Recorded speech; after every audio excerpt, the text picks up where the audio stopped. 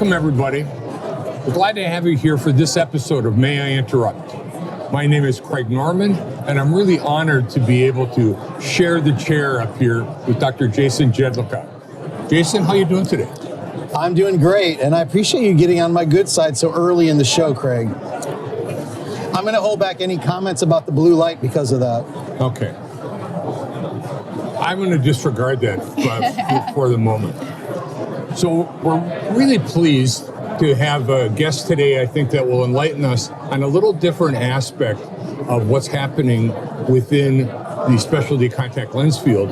And that is the journey of a resident over the last 10 years or so. Somebody who had come to this meeting early on through the residency, was right there at the cusp of specialty contact lenses related to sclerals. And to talk about the journey that Chantel Garcia has gone through. And if you don't mind, can you educate all of us a little bit about your journey, after college and then into optometry? It's been fun, a journey for sure. So as we kind of mentioned, I started off at Nova. And after completing the program there, I knew that I wanted to specialize in something. I did a 7-year optometric degree rather than an 8-year.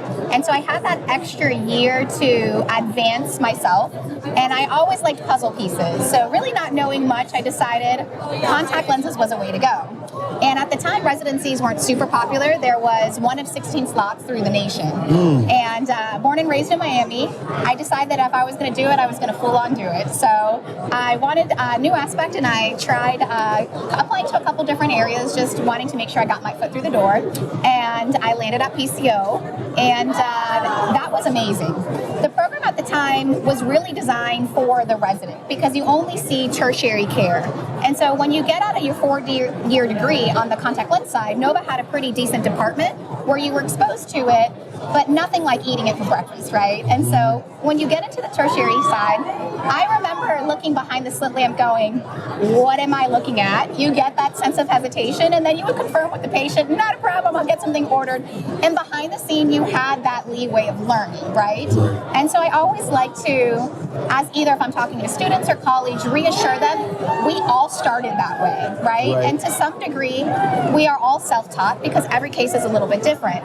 And so I use the residency platform to really understand the intricacies of working with tertiary care. And after that, I had a huge interest in academia and almost stayed on the academic side for PCO, but took a position in an ophthalmology practice in DC. So made it down a little bit more. Everyone always asked if I was headed back to Florida. I made a pit stop in DC, and I worked for an OD MD office under 4 corneal ophthalmologists as their primary OD that would do tertiary fits. And a setting like that is like doing residency, all over again every year. And that really furthered my advancement because I realized quickly it's not necessarily the amount of time that you're in it, but how many exposed case years you have. And so that's where I was introduced into iFit at the time. I remember Keith and Chris coming to me, and they're like, you're going to put a mold. And I was like, what are we doing? But I was full on board with it just because the patients in the chair needed to advance technology. Sure. Yeah. And so I stayed there for about 3 or 4 years and really wanted out of the DC market. And depending on the setting you are in, these specialized cases can be overwhelming, especially if you don't have the tools or the resources that you need to be successful, depending on how the departments are created. And so we wanted a little bit of a break. Not knowing a soul, we moved to North Carolina.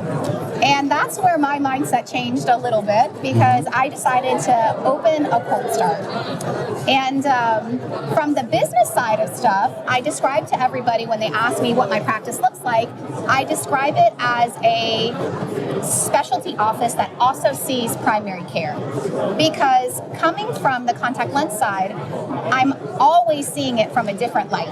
So when practitioners say, where do you find these patients? I go, they're in your chair. Yes. The way that I look at a high astigmat or a multifocal patient is probably very different than someone who is not comfortable in that space. And so the first thing people are always like is, where do I get referrals? And I'm like, in your chair. In your chair. So constantly converting those patients, it was my key to success.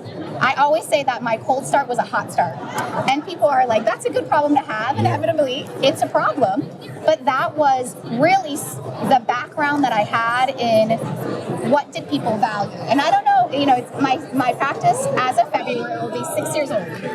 And so when I started out, they were like, what is your vision of your practice?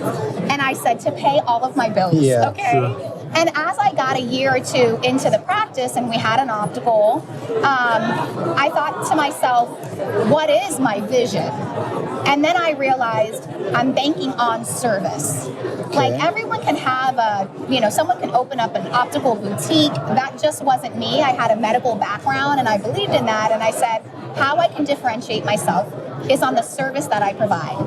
So I do have a lot of out-of-box policies and procedures in my office, but it is set to a standard that I can control the service I provide. Mm-hmm. And a lot of that is because we have access to, it's amazing, patients are like, I've never been, to this caliber of, an exam.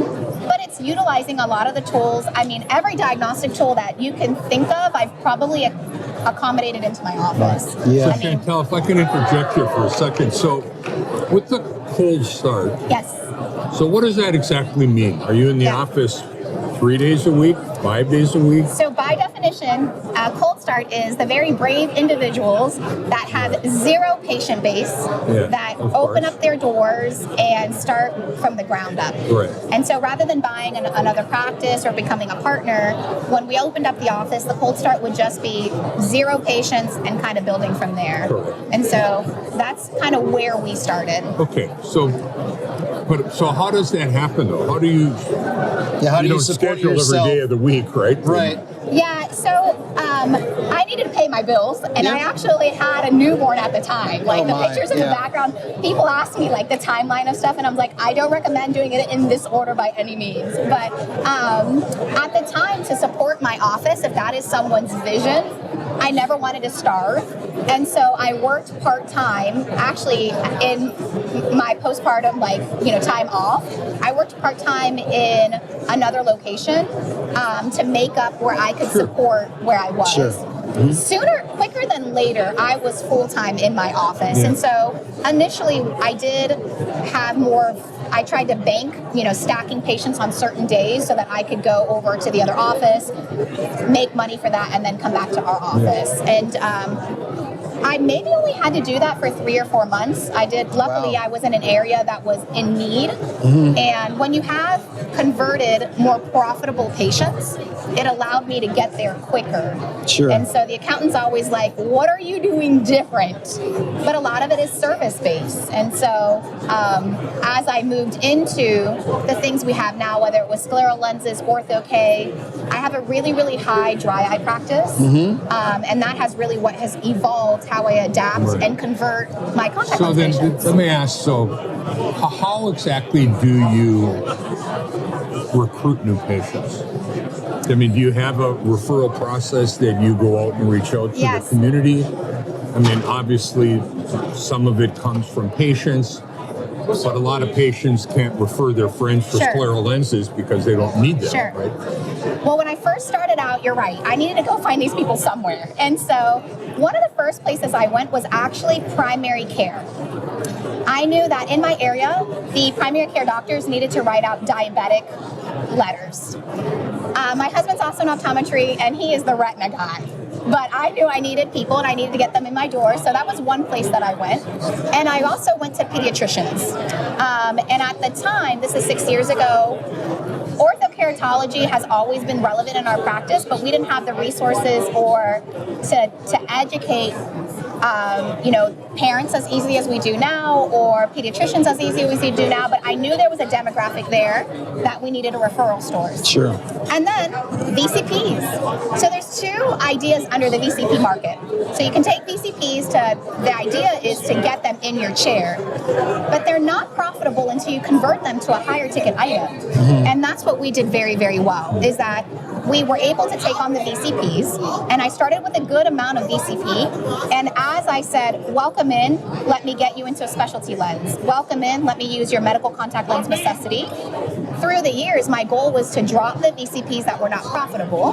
And so and we run our numbers all the time on what the average capture rate of our VCP patients are. It's about 2 to 3 times the average that you would see on a glasses sale, because you're able to take them on and then show them your additional services. Sure. And then you use them as a true marketing tool rather than just flooding your chairs. Well, and then you don't have to necessarily even drop the plan then, because as long as you've mastered the ability to say, well, your plan covers this, but look at these other things you can also have, you can keep that patient necessarily. I always say your patient's not your patient until they pay you your money, their money. And then they're yours. So if you get them into myopia management, then that is not covered under their VCP. And myopia management is wonderful because the mindset with these parents are, I'm going to go in every year and I'm going to pay. I understand my obligation. Sure. And it's very different than the dry eye space or maybe even my regular contact lenses, where they maybe want to stretch that lens a little bit further, and it's a constant education on that. And so for ROIs and building a practice, I look at all the specialty sides that we have, and the easiest growth that you see for sure is going to be orthokeratology or any form of atropine or soft contact lenses, but that demographic, because you're pulling them in young, and maybe that's where the referral source goes up high, is that they're like my kid. For instance, if you're a startup, yes, you got to get kids from somewhere. Yes. Sure. Right? And then you play the percentage game, depending on the kids, how many are from age 5 to 10, down the path of axial link growth and so on. And you need some fairly big numbers to be able to get to that point.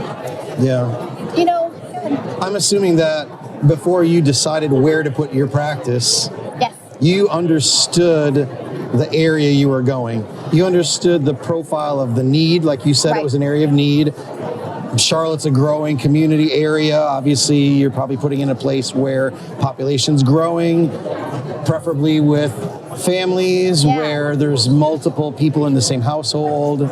So I did do a demographic analysis, and actually, if you contact your local universities, their programs, their business programs will do it for you for free. And my non-compete pushed me into the area I'm now practicing in. And when they did my demographic analysis, they were like, "Hey, good news! That area is much better for you." So I started over there, and to some degree, I do think that yes, you need to find patients, but also what I understand is patients are willing to come to you. I think I've definitely changed my mindset on underestimating how much patients are willing to pay to get the services they are looking for. And so that alone has increased, I think, how I provide, have changed my patient care, because then you'll start to see if you differentiate yourself on that, they'll come. Yeah. And even if there's a lot of optometrists nearby, right? I think when I drive from my office to the turnpike, it's maybe a 10-minute drive.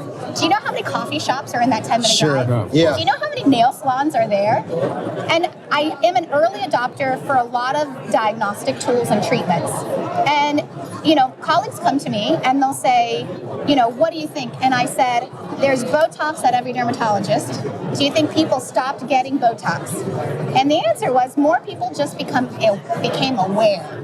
Oh, I heard of that through this person and through this person, and then they find someone they trust. So it's not necessarily that we're increasing competition, but we're increasing awareness. So I've helped a lot of my colleagues who are in 5 or 10 minute driving distance from where I am on a lot of the resources I started out with to get their foot up and going, because the more awareness we have, the easier our jobs become. Think about how long our conversations used to be on myopia management, especially before we had some of these beautiful analysis. It's like, well, the eye starts like this, it goes like this, and now we have these tools that it's so much easier and efficient. But if they had previously heard about their friend's son wearing a lens, they're like, hey, do you have that lens? It makes it easier. You don't have to have that long of a discussion. They come in already having a bit of that. So along that front, my understanding of the Charlotte market there are 3 or 4 other specialty contact lens, or more, maybe. Yeah. I mean, I know of 3 or 4, Yeah. right? And so, is that a competitive worry, or is it actually good for the overall market that it becomes a thing? Specialty Yeah. contact lenses, is it? I'm blessed to work in my demographic because we are all collaborative. So when we first started out, and most of us are also cold starts, Yeah. and so that I always say Similar age, too. Similar age. And I always say a cold start carries grit that no other office takes, right? Because you got to make it work. And because we are all in the similar age or similar foundation, we all had something the other person did not have. And so we had this inter-referring market that we would do. Like maybe one person had OBITs, the other didn't. Maybe one person had iFit, the other didn't. Maybe one person had radio frequency that didn't have IPL. And it didn't matter if it was contact lenses or ocular surface disease. We established this network. So things that maybe you would want to differentiate yourself, like for the longest time, I was the only eye print provider in all of North Carolina, right, as I moved over. And then Ariel, I'm so happy to support her office. Once she opened and I was upgrading my OCT, I actually handed her mine off and I was like, I don't know how much longer it will go, but it helped me and if it helps you. And so I think the overall awareness, if we take that approach, we have been referring to one another for years, and I think on our front, we have dinner meetings. It's really nice to see. I got a call from the area that I'm in. Not too long after I opened, I got a call from a optometry practice that was pretty big nearby, and I was like, whoa, what do they want from me? And they called to congratulate me. And they said, we have 2 offices, one on this side of town, one on this side of town, but there was nothing right in the middle. And it didn't make sense for their office to open one right in the middle because they were pulling from both areas. Sure. So he called me to say, good job. And that was nice to see. Sure. So I think there's still an open collaborative front that we need to have. And I think opening those lines of communication has only helped enhance our awareness, or you may have technology I don't have. And if I can send you for that technology with an understanding you're going to send them back, then it keeps that open. And that really helps when you maybe don't have the finances to continue to invest in it. Yeah, the referral network needs to work both ways. Correct. So speaking of technology and the finances, equipment can be expensive. It can. So as a cold start or someone who's even moved past cold start, successful, but still on your own, how do you think through the process of acquiring new equipment? Because a lot of people say, well, I need to know how this thing's going to pay for itself. Yes. And is that your mindset, or do you have a different approach toward technology and equipment? I have a totally different approach. And so when I first opened the office, I didn't have a dime to my name. And my first approach was to open with as little overhead cost as possible. And I was so lucky that there was a retiring optometrist a couple hours away from me who opened his key door and said, anything for $10,000, yours. Nice. I took everything. I had 2 topographers that were super old. I had exam lanes that were old. I had a fundus camera and auto refractor. My house, while I was building at the office, looked like the 1980 Vision Expo, okay? Nice. But the equipment worked, right? And the office was brand new. So the overall appearance of the office was clean, fresh, comfortable, because the average patient really couldn't tell the difference from one phoropter to the other. Right. So after I had the foundation of just what you need to get started, I then looked at what could make me money. And so you can't make money without equipment. You can do it, I have done it, but it is not easy. And so it doesn't matter what space you're in, but one of the first things that I invested in was the Keratograph. My topographer day one blinked out. And I was like, okay, well, I can fit GPs, scleral lenses without a topographer. I've been doing it for years. The only thing I can't do is truly manage keratocones. So I was like, I'll refer to ophthalmology for that and then come back. And so with that, I had to get creative. I bought the device and I was like, how do I get it to make me money?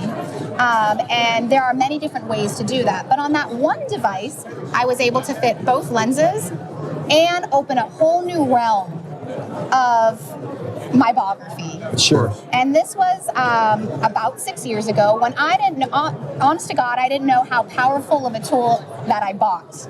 And that changed my entire mindset. And so that's the first thing, is that you really have to, when I talk to colleagues, and the equipment's not going to jump. You have to implement, right? And so I am a co-founder of a consulting group for the dry eye space with Dr. Shane Swatz, that's OD Immersion.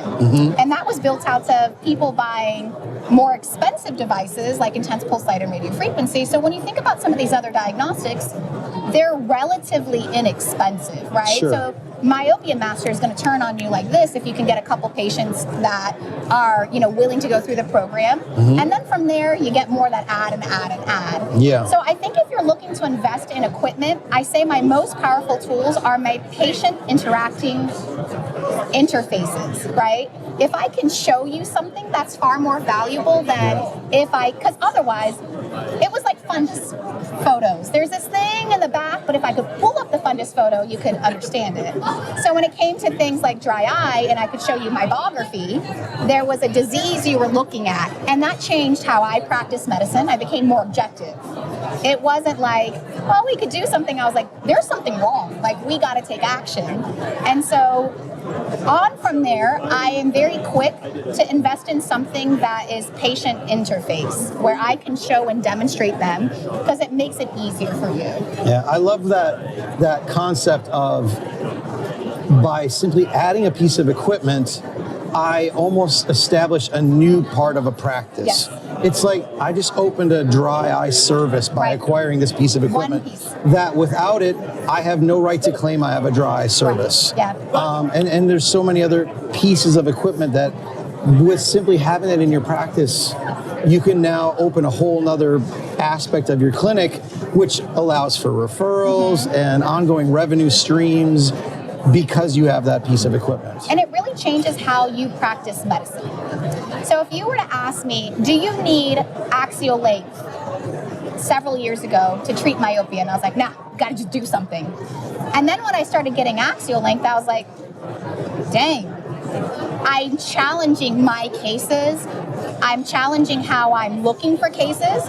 I will never look at a 7-year-old emmetrope the same. Right.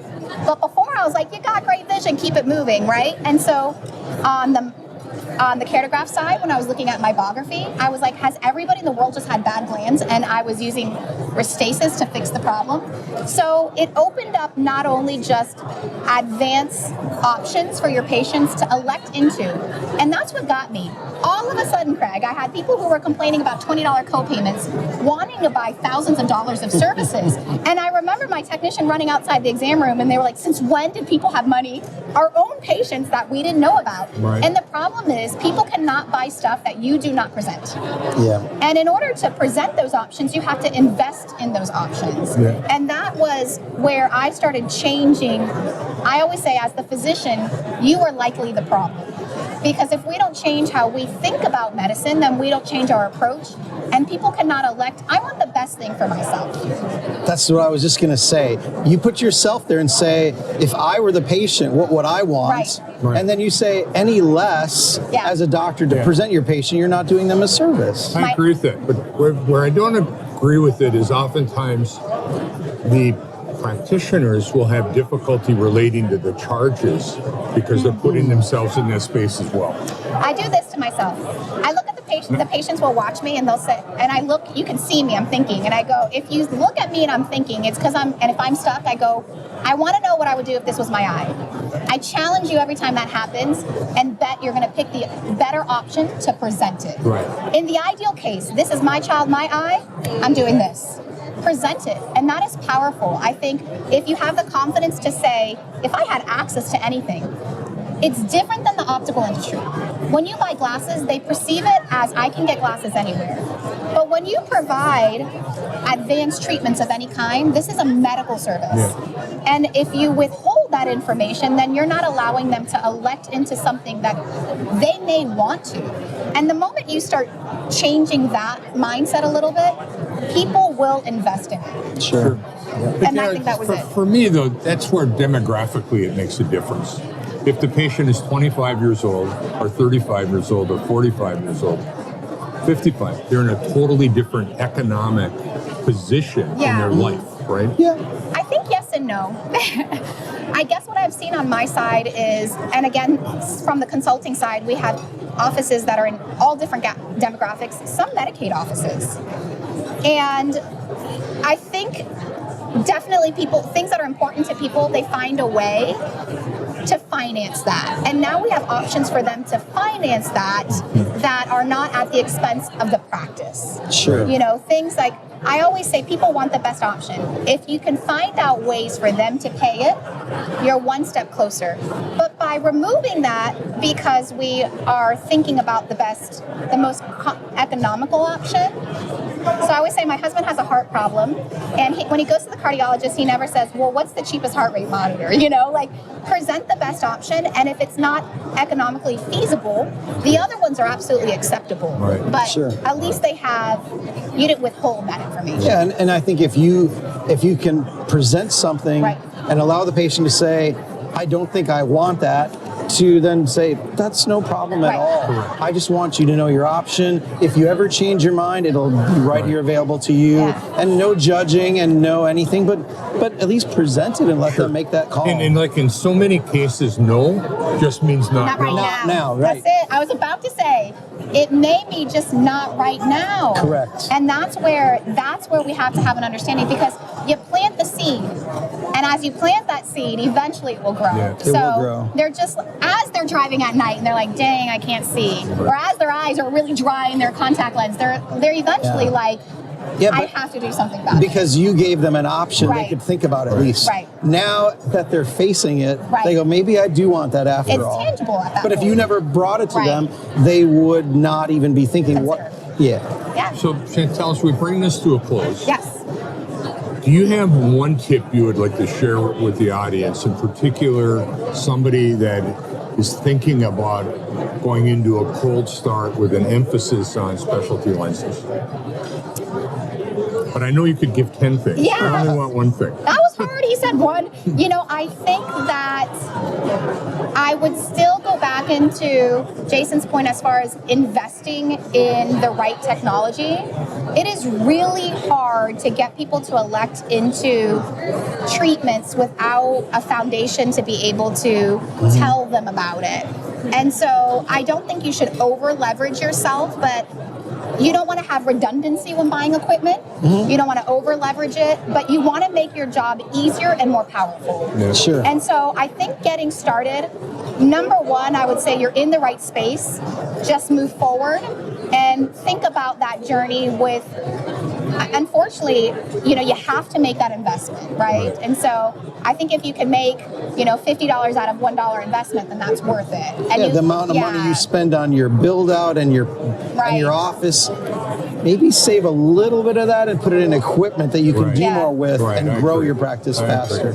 Jason, do you have a last question for Chantel? No, I've really enjoyed getting to hear your journey. Yeah. We hadn't talked about it, and having done a similar, not quite as cold start as Yeah. you, but I can totally relate, and I think you've done an amazing job, and someone that should be a mentor to anybody who wants to go down this path. It's fun for sure.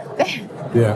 Well, I would agree. Keep up the great work. Thank you. Thank You you. have a long career still Yes, ahead of you. yeah. For sure. But man, you're on a nice trajectory right now. It's fun. I think the evolution. I also realized that you have to be willing to differentiate yourself. Just because it was done that way all the time doesn't mean it needs to be, you need to continue in that path. And so I think if you're going to go, just go. And it may not work and you'll backtrack a little bit, but if you don't try those options, then you just won't progress. So Like it's an worth it. interesting book I found many years ago was titled something like, yeah, if it's not broke, break it. Right? Yeah. good. At least disrupt true. it.